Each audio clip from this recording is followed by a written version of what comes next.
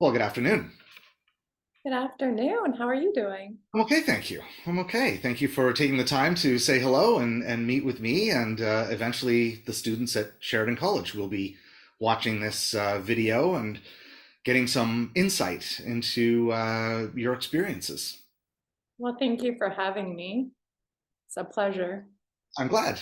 I know that you have a lot of experience in and out of different jobs just through being youth and going through university in Nova Scotia, and then you were in university in Toronto, and you've often been employed, with the exception of being in school. In fact, when you were in school in Toronto, you were also employed. What do you think about creating an image for yourself before applying for a job? Ooh, that is a good one. I'm all about that.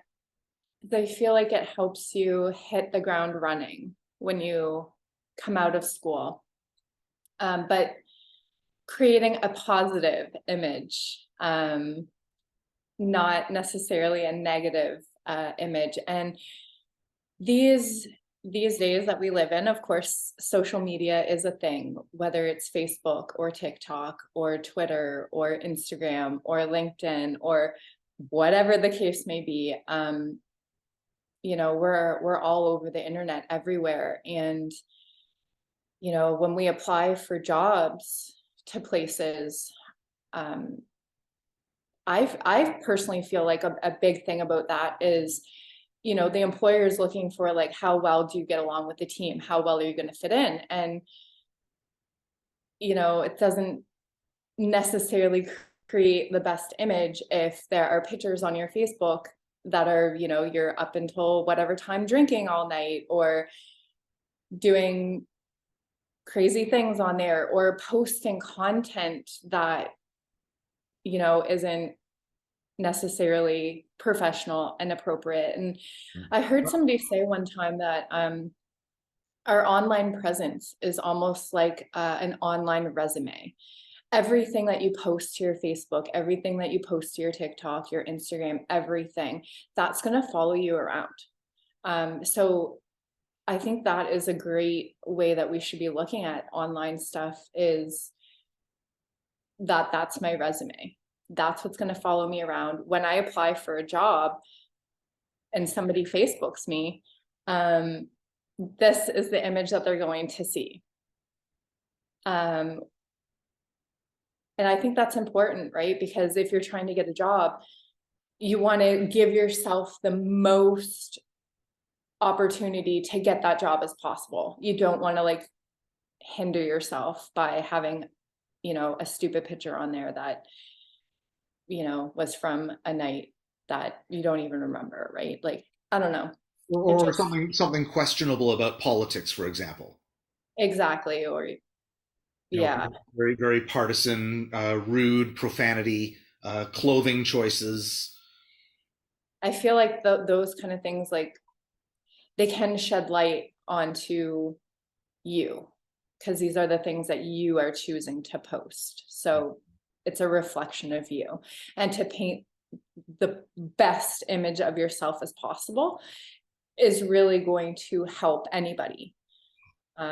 So I know I took the time to go through my Facebook and I went through the entire thing, and I went through every single photo, every single thing I commented on, every single thing. And anything that was even remotely like I didn't like it. I didn't like the vibe that I was giving off. Delete, delete, delete, like come off, come off. I had to.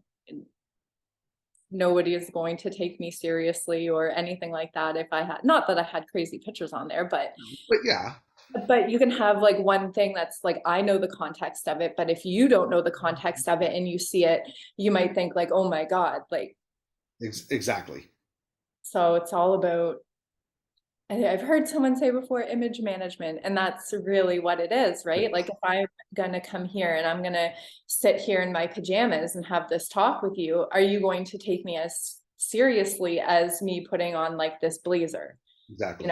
You're gonna be like, I'm not taking like any advice from somebody who is sitting here in their pajamas. Like, No, it's true. It's true. Which is one of the biases that we have. And I've spoken with the class about biases and how our image reflects not necessarily equally to our intellect. We could be super, super smart and be wearing track pants and a t-shirt with a paint stain on it and be brilliant. But yes, the bias is you're not. And unfortunately, that's what people are going to believe. unfortunately, it is true. Like yeah, that's a tough one. And it's like until that changes, these are the rules that we have to play with, if you know what I mean. Exactly. I don't Exactly. necessarily think it's the best thing because, like you said, like you could be the smartest person in the world or have all the advice to give, and whatever, you're in a tracksuit or you're wearing socks with sandals or something. It doesn't mean that we should disregard that advice. And I don't know what it is, if it's like a society thing that we've been, conditioned to be like that, but it is like that. So, Certainly, when you have gone into interviews in the past, you have been aware of your clothing and your hair and the image and how you're walking and even the attitude that you give to the person at the front desk, mhm. because we don't know who's connected to whom in an organization. And I have heard more recently sort of tests that prospective employees are given is how they treat the secretary.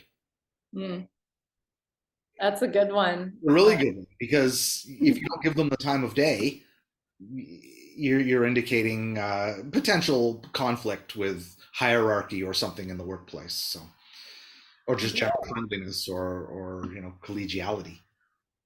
Yeah, I feel like that says something too, right? If you can't, or if you treat somebody that you feel is in a lower position, because I think a lot of people have also as well like a certain image about secretaries, and some people think that they're lower than their position.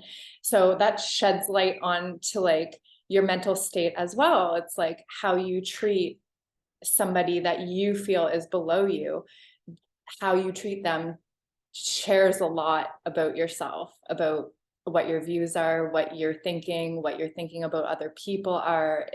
It says a lot. It comes out in business lunches. They're looking for these things. They're not looking for just your information, but they're looking No. for your attire and your table manners and your use of cutlery and your choice of appetizer. And did you order in order or were you bouncing all over the menu? Mm-hmm. So little subtleties that are recognized. And of course, how did you treat the server? When you are then ready for an interview, in the past, with the exception of your current job,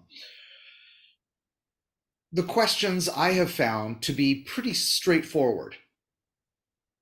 Do you have conflict? Have you had any conflict before in your job? Or why do you want to work for this company? Or what are your goals in the next 5 years? Or um, tell us strengths and weaknesses about your character. They're also, yeah, you're laughing because these are the standard sort of boring interview questions, right? You were saying that your most recent interview was quite different. Mm-hmm. You're working now for whom? So I work for the Nova Scotia Department of Justice, and it was quite different. And this doesn't only apply to justice; it applies. Like I had an interview with the Department of Community Services as well, and it very much was the same experience. Um, so we're all familiar with those typical interviews, and how I felt in typical interviews was I felt like I was a very strong contender. um I get along with people well, like I present myself well, like I always felt pretty much anything that I interviewed for I would get.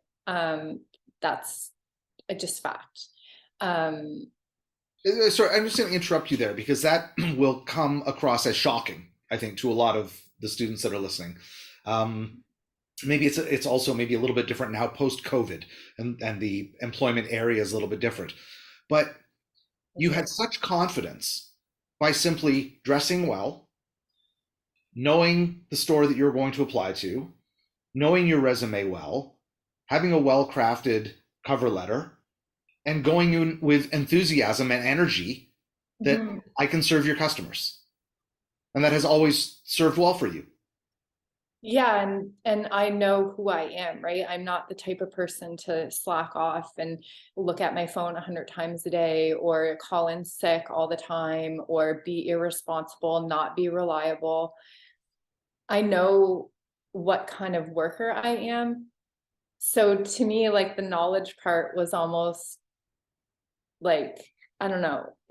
To me, the harder part was the more softer skills, the not necessarily the knowledge, but it's almost like a dance. Like, um, how are they like interacting with me? How am I interacting with them? Is there like an exchange here? It's very much more subjective. I feel like the people who are doing the interview are trying to get a read on you as a person. How do they talk? How do they interact with others? How are they presenting themselves now? It's very subjective. I find like it's all about whoever is interviewing you. Very opinion based. Very opinion based. Does the person who's interviewing you get along with you? And it's like, well, maybe if you would have had your interview tomorrow, you would have gotten somebody else to interview you, and maybe that would have turned out a completely different way, No, frustrating. just based on the person who's interviewing you. Yeah. Or the type of day that they're having. Exactly. Awful.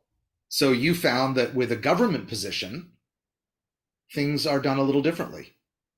Yeah, they're more objective. So there are questions that all the panel, all the all the interviewees get, same questions across the board, scored exactly the same.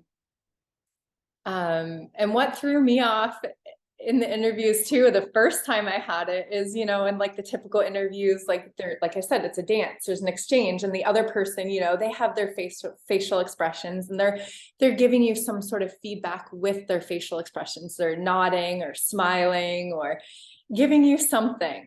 But I find with government interviews, it's like There's nothing.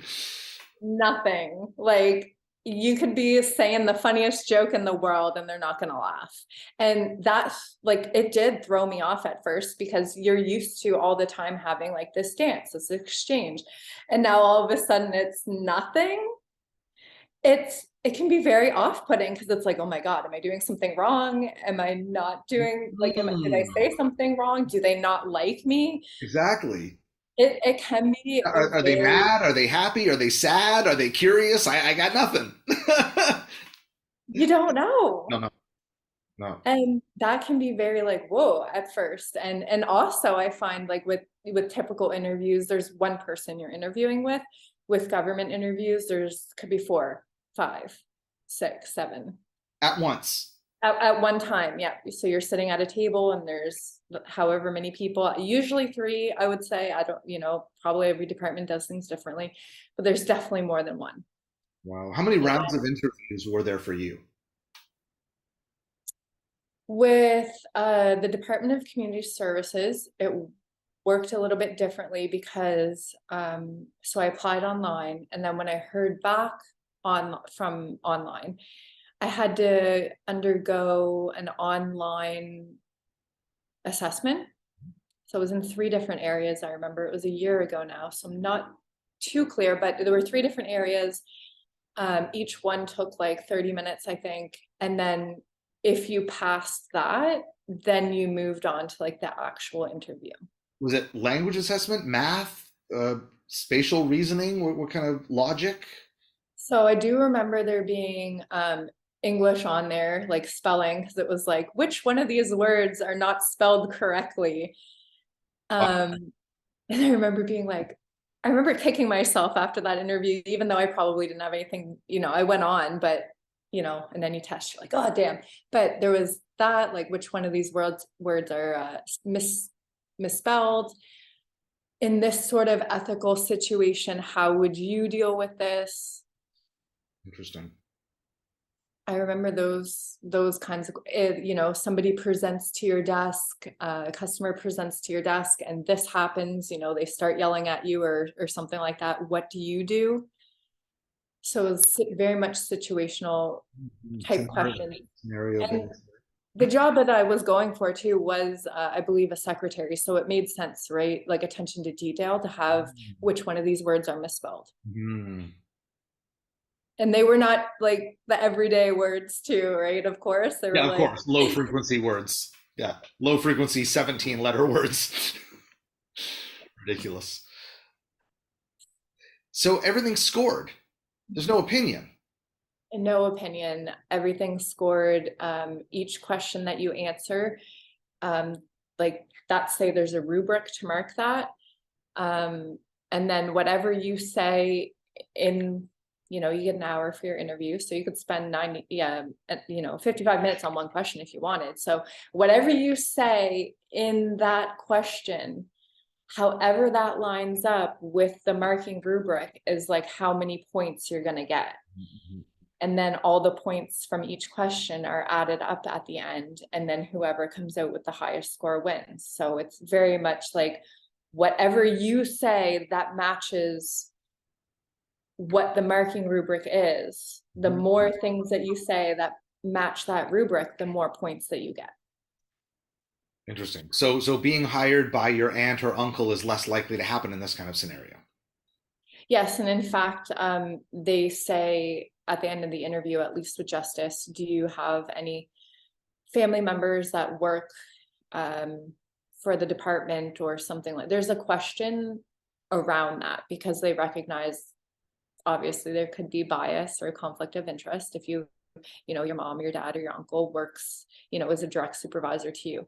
So they don't limit, like they don't not say that you can't be in government if your family works in government. You just can't be in the same division or report to somebody that you know. That's fair. It is fair. Your first job interview that you had, they didn't choose you, did they? No, well, DCS didn't know. They did not. You know, I went through that first one and I got it and I had the interview and I thought I did really well.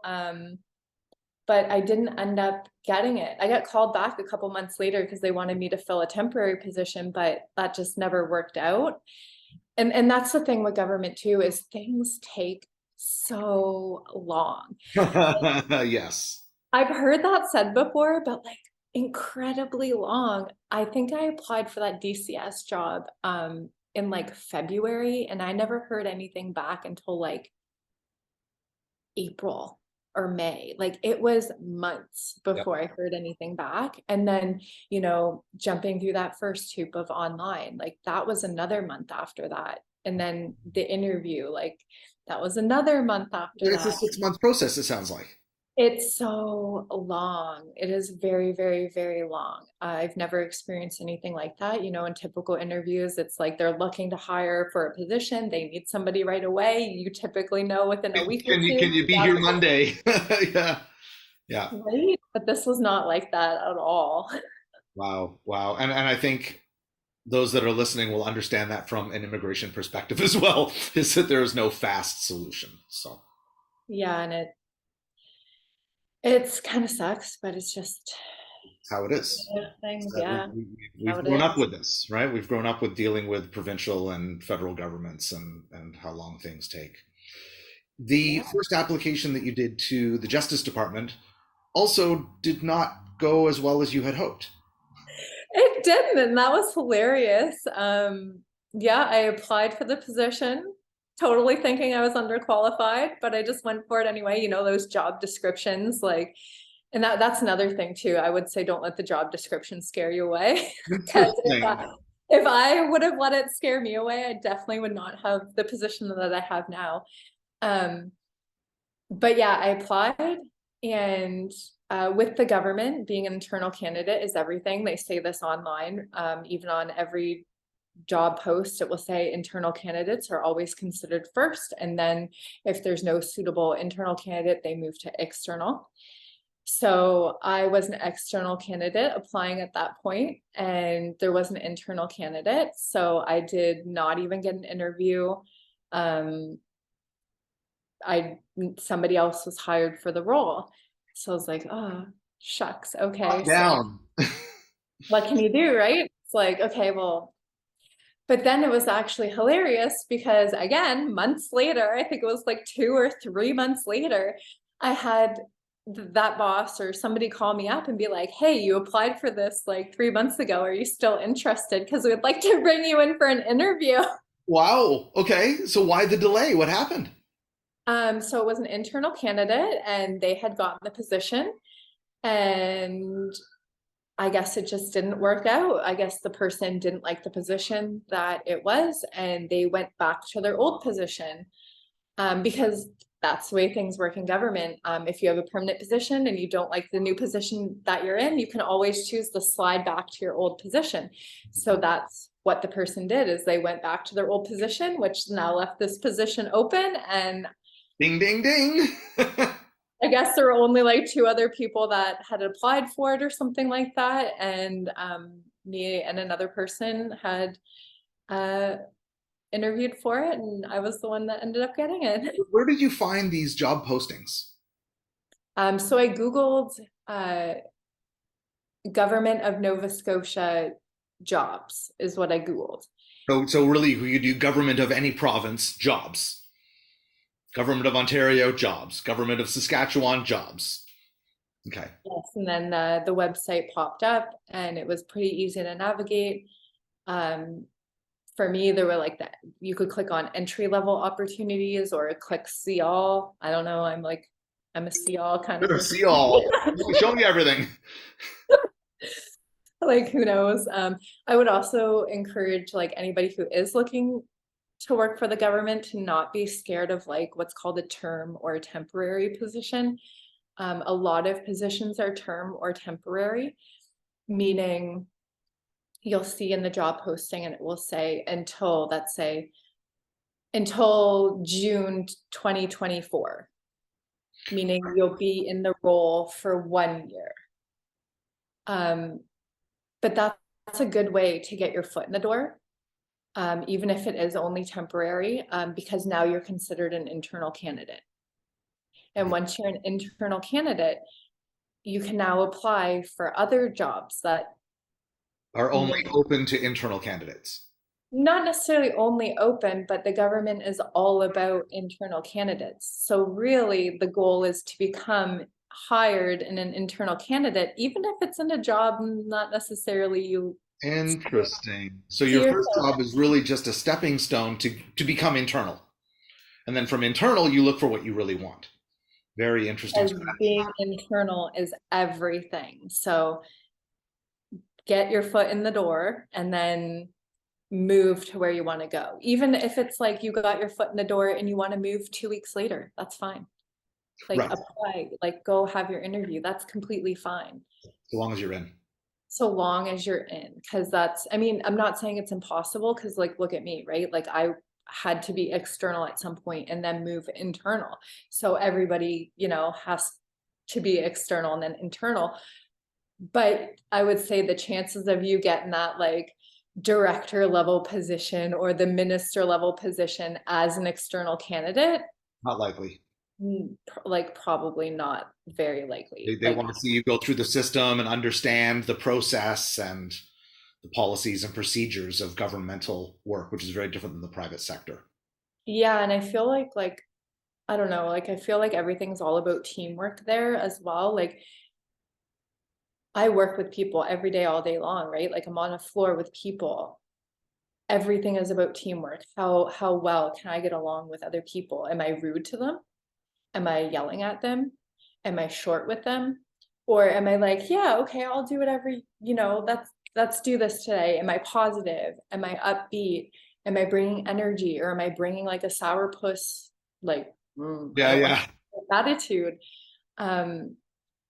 I feel like that's like a big thing too. And I think we touched on this a bit, that Yeah, skills are important. You can't get the job without the skills, but you also can't get the job with just the skills. You have to get along with other people, right? We don't work in isolated environments by ourselves. We work with others, whether that be coworkers inside or whether that be, external clients on the outside. We're always constantly working with people.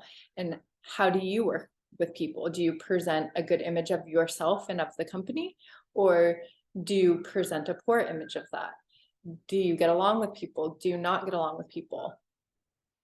It's all about, not, this is just my personal opinion.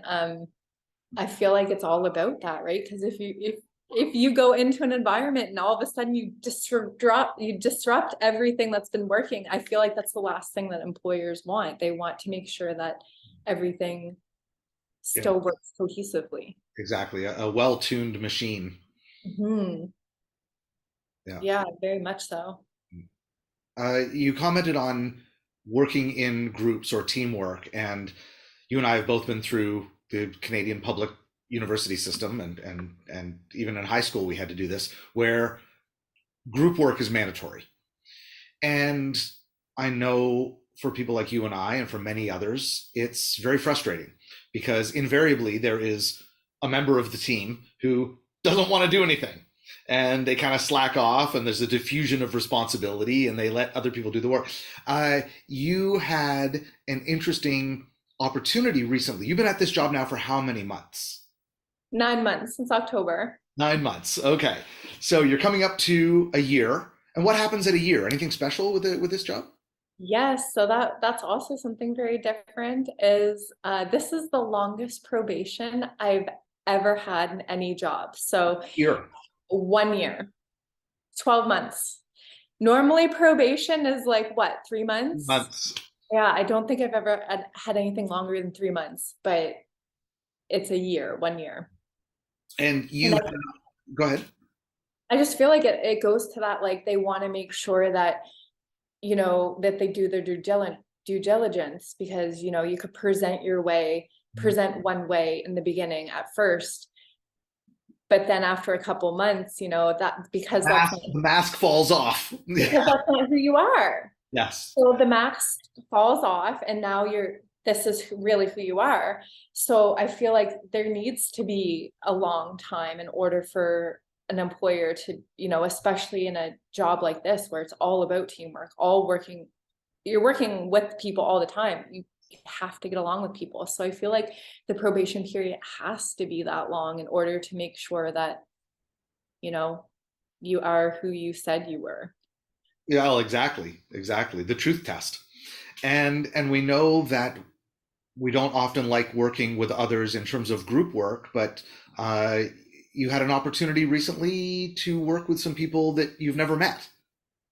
I did, and I was always one of those people, by the way, that hated group work because I was always that person that always had to do all the work. Extra because of same.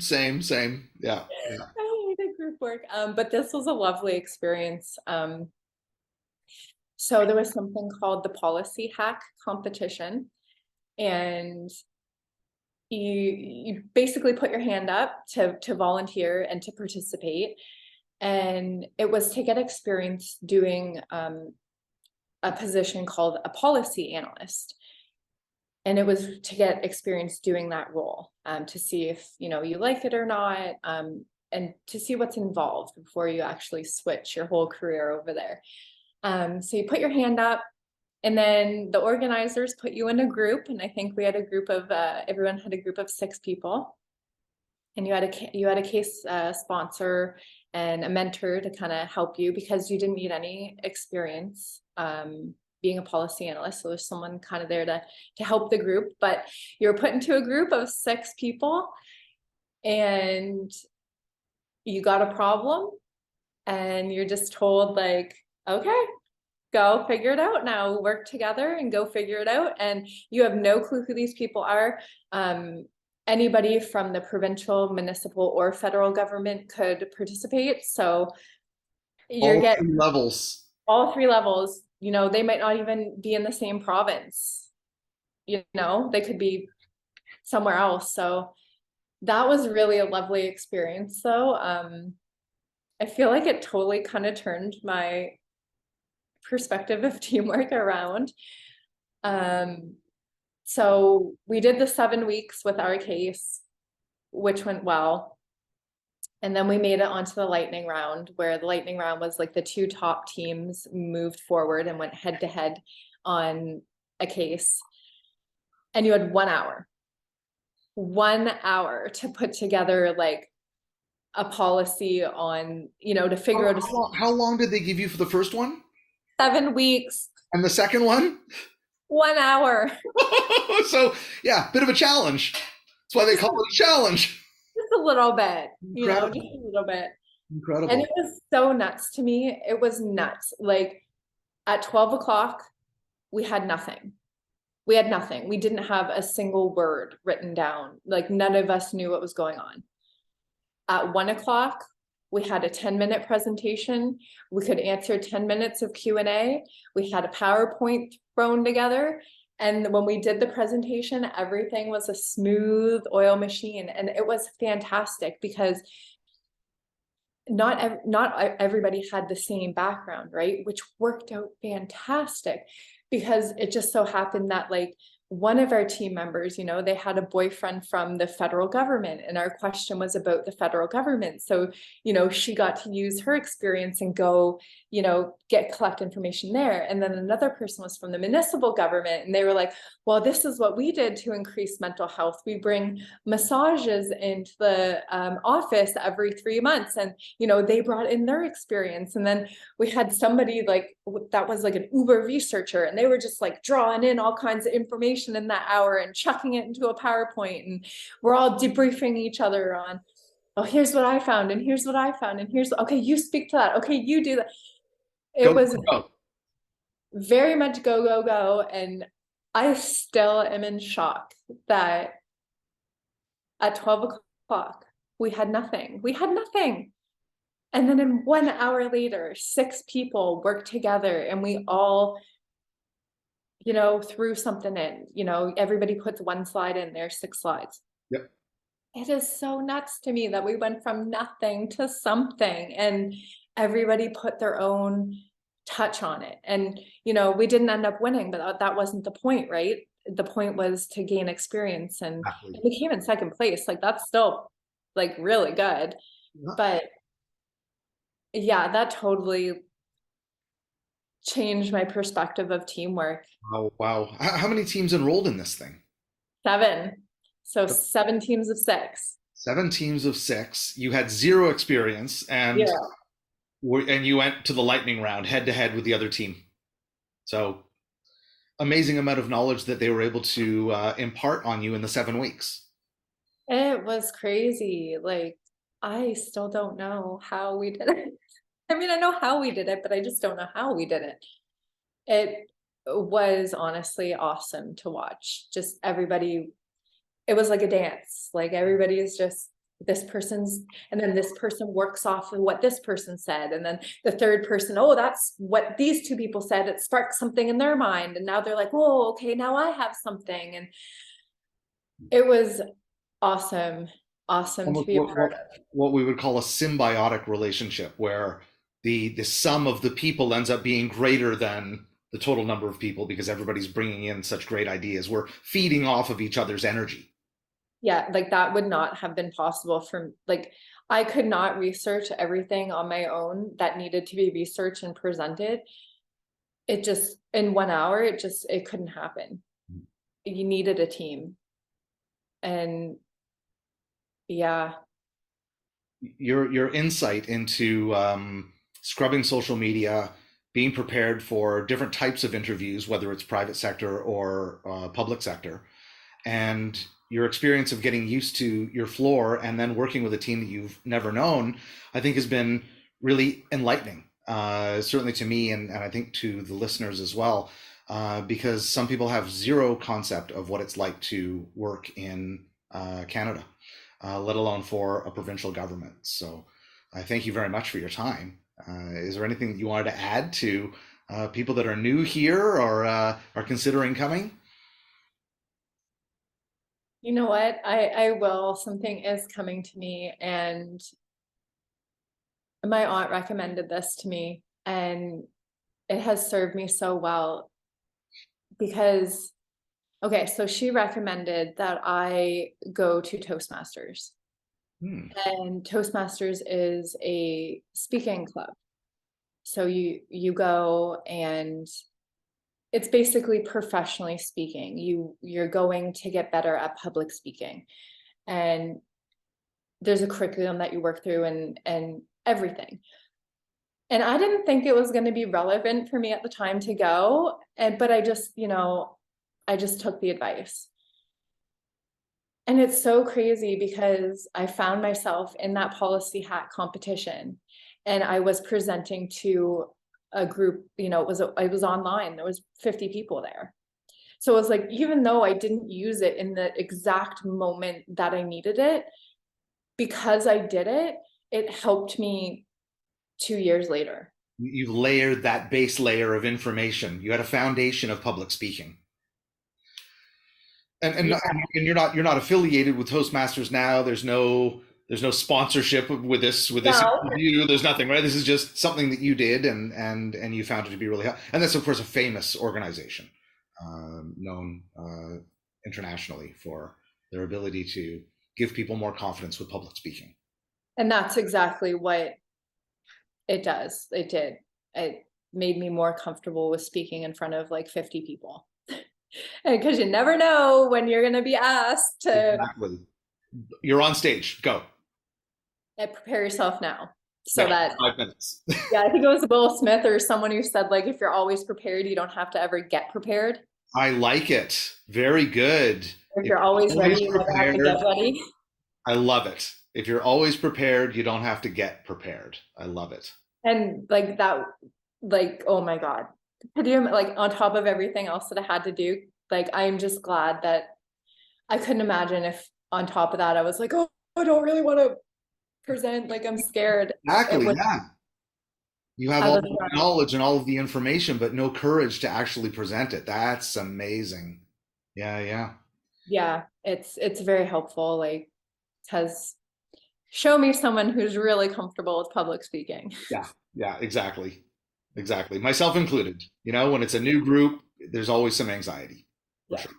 For sure. And that's not to say that I wasn't nervous, but I was more comfortable than I would have been otherwise. Exactly. Exactly.